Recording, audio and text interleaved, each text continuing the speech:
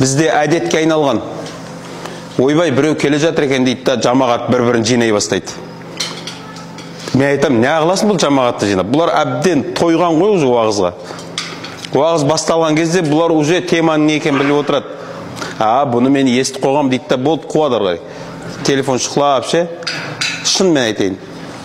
Анау ауылда жүрген арақ ішетін, мешітке жоламайтын бар ғой. Жігіттер жүр ғой не бір ше. Өзі білесіздер ғой, құдайларға, нерде мына Алла разы болсын, 60-тан 3-4 кісі отыр. Құдайларда 30-40 көр. Тамақ десең ақсақ-тұқсақтың бәрі жиналады ғой, білесіздер ғой. Уағызға деп шақырмау керек, келмейді. Тамаққа деп шақыру керек. Адам көбірек болар еді да. Соларды жинау керек. Осындай жерге жігіттер. Мен бүгін уағыз айтып отқан жоқпын. Бүгін жалпы бізге не істесек өшеміз, соны айтқым келіп жатыр. Осындай жерге ана ауылдағы алкаш-палкаштар бар ғой анау. Ана көшенің анау хозяиндары бар ғой анау, 60-тан асып, өмір бойы күзірайтпен қарағатымен өмір өтіп келеткен байғұстар. Сондайлар тарту керек мынандай жерге. Енді біз қараңызшы, намаз оқитын жігіттердің проблемасы бар. Екеу келе жатады, екі намазхан, әуле. Анандай жерде бір арақ ішетін біреу тұрады. Біреу айтады, жүрсе ана мешітке қарай жүр дейді да. Кеттік деп айтайық та, екіншісі қарсаңшы қалай фатуа береді. Айтпай қой, толқы жоқ, ол бәрі бармайды ол. Адам болмайды ол дейді. Оны барғызатын, барғызбайтын сен емес қой, Алла тағала ғой. Сенің жұмысың жақсылыққа шақыру, жамандықтан қайыру ма? Сен өзің шаруаңды білсей болды ғой. Нең бар оны? Барады, келеді, бармайды, келмейді. Сен шаруаң емес қой ол. Алланың ісі ғой, нең бар ода? Егер біздің адам баласының біреуді келтіріп, барғызып, өзгерте алатын құдіретіміз болса, пайғамбар саллаллаху алейхи ва саллям анау Абу Талибті намаз оқытар еді ғой. Өзгертер еді ғой. Нух алейхиссалам қатыны мен баласын мұсылман қылар еді ғой. Соларға айта беру керек жігіттер. Айта беру керек, бер келу керек. Қараңыз, олар мынау жерге келсе не ұтамыз біз? Не ұтамыз? Біріншіден, біреулер айтады, ол ондай жерге барады, ол уағыз тыңдамайды, ол тыңдамаса тыңдамай кетсін. Мына жерге отырды ма? Алла тағала не істемеді? Пайғамбар не деген еді? Алла тағала мына отырғандарды не істеймін деді? Кешірем деген еді ғой. Осындай Алла еске алынатын орта айта кетегенді. Ортаға періштелер жиналады, Алланың алдына барады. Не болып жатыр? Ойбай жиналып жатыр, Алла еске алып жатыр. Сендер куә болыңдар, мен бәрін кешірдім. Сол кезде ана алкаш қаңғып кеп қойған ғой, арасында ана біреу случайно кеп қойған. Мыналардың құрметі үшін оны да кешірдім деген нәрсе бар ма еді, жоқ па? Бонусқа ілініп кетті дейсіз ғой. Мені базар жоқ, өмір көрген жігіт та мені. Көрдің ба? Бонусқа ілініп кетті. Ол бонус емес, ол Алланың рахымы ол. Ол бонус не жерде ол ана Эврикада береді бонусты. Бірақ қараңызшы, не ұтып жатырмыз? Ол Алланың кешіріміне, мейлі кім болса болсын ол пожизнейше. Бірақ мына жерге келгеннен кейін Алланың кешіріміне ілінді ғой, енді не болады? Бір қызық айтайын. Адам қай уақытта өзгереді? Жүрек тазарған кезде өзгереді. Жүрек немен ластанады? Жүрек күнәмен ластанады. Алла Тағала оның күнәсін кешірген кезде жүрек тазармай ма? Ол адамның ой өрісі өзгереді. Ол кім болса болсын. Ойламаңыз, ол мынау жерде бізге қасарысып сөйлеп тұрған болуы мүмкін, оған да біз кінәліміз. Жігіттер, шын ме айтайын? 5-6 намазхан жігіттің арасына ше, ана темекі шегетін, арақ ішетін жігіттерше кеп отырғысы келмейді. Өйткені мына 5-6 ананы қажайды. Сөзбен ше анау, астарлап, былай бейді, қажайды, ана тиіседі.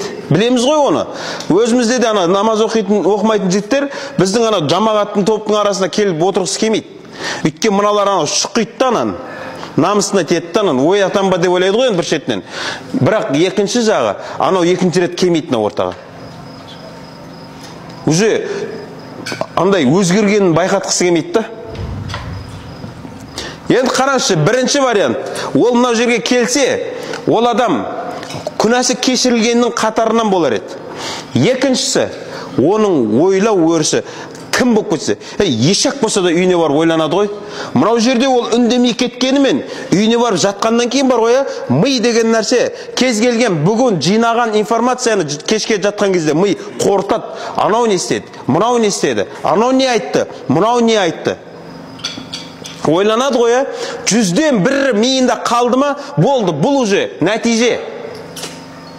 Мысал үшін, осы жерде мен уағыз айтайын, бақырып 1 сағат 2 сағат уағыз айтамын. Содан кейін бір жігіт барады да намаз бастап кетеді. Сол кезде біздің кейбір жігіттер айтады, мынаны мен намаз оқытқам. Кімсің сен вообще біреуді намаз оқытатын? Себеп болғам десең жақсы болар еді да. Намазды Алла оқытады. Өзіміз естіп жатырық қой, біреулер айтады, мынаны мен тура жолға салғам. Мынау баяғыда кім еді? Мынаны мен адам қылғам. Сен адам қылатын құдіретің бар ма не сенің? Адам шығаратын құдіретің бар ма не сенің?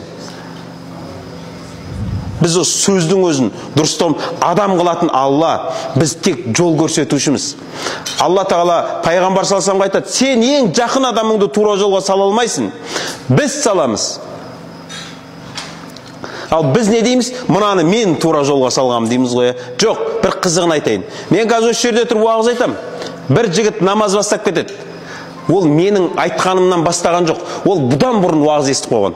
Бірақ ол өзімен өзі спорласып келе жатқан. Жасайын ба, жасамайын ба? Жасасам тойға баруға бола ма, болмай, билей алмай қалмайын ба? Гулямен кездесе алмай қалмайын ба? Осында өзі шынымен де анау надандық уақытта ғана нәрселер бар ғой, сонымен спорласып жүрген еді.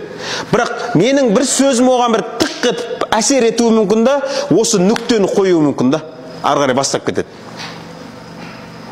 Ал енді қараңызшы, бір ауылда жүрген анау өмір уағыз тыңдамайтын бір алкаш біреу бар ғой, әкеп отырғызып қойшы.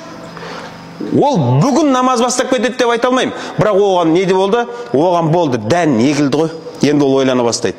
Енді бастысы осы жерге келген кезде оны сен адам емессің, адам емессің деп итін шығарып жібермей, оған мән бермей, мына уағыз болса бар ғой, ол екінші рет анау уағызшы келатыр деген кезде анау келеді. Ол келеді. 2 рет, 3 рет, 4 рет, 5 рет келеді ғой, енді не болады? Болды, оның миы енді жұмыс істейді. Енді одағы ең бергі нәрсе, енді намаз бастасам, тойға бара алмай қалмай. Бұл соңғы этаптар ғой, уже намаз бастайын деп тұрған. Басында, вообще оқысаң ба, оқымасаң ба, какая разница деп бастайды ғой бұл ой. Мынау соңғы этаптар уже. Бастайын деп тұрған адамдар жаңа. Уже бастағысы кеп тұр, бірақ бірдемеден қорқып тұр ше. Шайтан лаған етіп бір ой салады. Ертең тастап кетсең не боласың? Осының өзі көп жігіттердің намаз оқуына кедергі болады. Ертең тастап кетесің ба? Вообще сен ертең кешін барсың ба, жоқсың ба?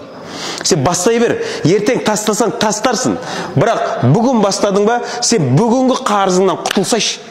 Ертеңгіне жетсең көресің. Бүгін басташы сен. Негізі жігіттер, көп намаз оқитын жігіттер қайттан бастағаннан кейін тастап кетуінің себебі ортасын өзгертпейді. Алейкумассалам. Ортасын өзгертпейді. Мысалы намаз оқиды, бірақ күніге анау шетіндердің арасына барып отыра береді ғой, аналар ананы қажайды. Не болды, көзіңе бір бәле көрінді ма? Әулие болып қалдың ба? Күнәң көбейіп кетті ма?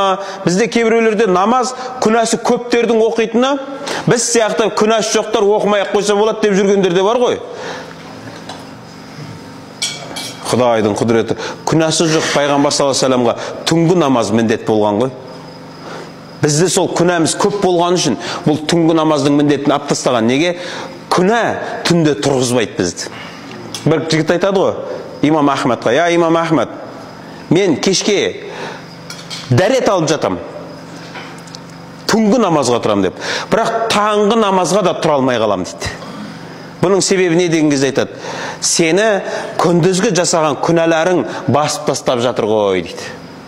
Сен күндіз Аллаға күнә жасама, Алла Тағала сенің түніңді сақтап қояды дейді. Енді бұның белгісі қандай? Күндіз күнә жасайды ғой адам.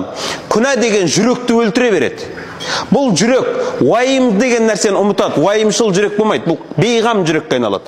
Азанда тұрады, оянады, будильникті түкке басып қойып ұйықтай беретін адамға айналады. Жүректе өткен бейғамдықта. Қазір осы жерде кез келгенімізге бұйырылса, президент ұшып келе жатыр екен, азанда 6-да самолетқа түсет десе, өліп кетейік, ұйықтамаймыз. Будильниктер жан жақтан қоясын. Қатының сол түн ұйықтамайды, дайындалып отырады. Шынмен айтайын, ұйықтамаймыз. Мейлі 2-де келіп жатсаң да ұйықтамайсың. Өйткені маңызды нәрсе тұрғалы да президент келеді. Ал таң намазында біздің Раббымыз күтіп тұр ғой, біз бықсып ұйықтай береміз ғой. Неге? Жүрек өліп қалған да.